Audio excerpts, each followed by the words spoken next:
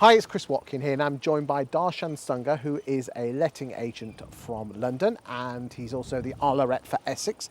Thank you for joining me today, Darshan. Thank you, Chris. Thanks for inviting me. The London Mayor has a very famous list of dodgy letting agents.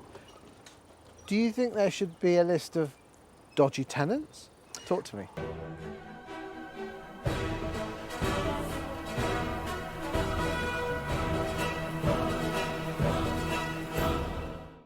Well, look, we've always said that if there are any letting agents out there, and hopefully none of them are members of ARLA PROPERTYMARK, they shouldn't be allowed to trade because they've committed Housing Act offences. However, we also do feel that many of us have got tenants that don't pay their rent and often just run away, and we just cannot, they'll just walk into another letting agency. But we need to have something similar to what the Mayor has introduced. So there should be a rogue tenants database that we have better protection, so we be sort of saved from having that rogue tenant walking through our door. But surely, when you get a rogue tenant, why doesn't the letting agent go after them in court and slap CCJs on them? So it's a really good question you've asked, because as you know, with the pandemic at the moment, with courts, the way everything's delayed, you could have a tenant, and I'm sure a lot of your viewers on this will share this sentiment.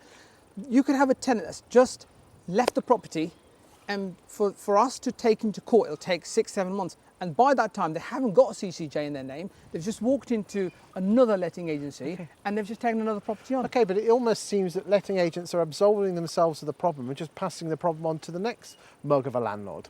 Surely we as letting agents should make a stand and say, look, if you're going to do the dirty on my landlord, we're going to take you to court. Well, yeah, I mean, that's the key word. Taking tenants to court at the moment is proving to be a challenge. But this has been endemic for years. Forget COVID.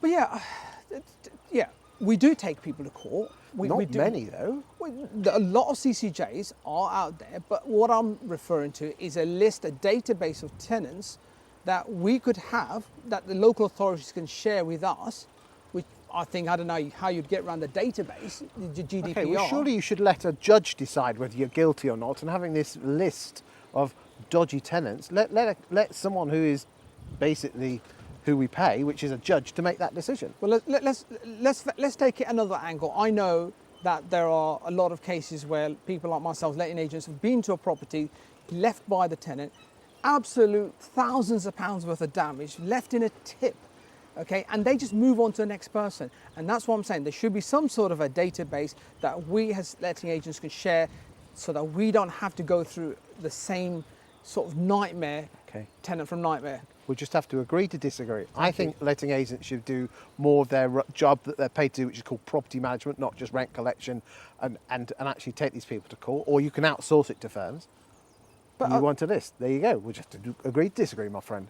Okay, that's absolutely fine. But I think there's a lot of people that's going to watch this and will probably agree with me, or certainly agree with me. Thank you for your time today. Thank you, Chris.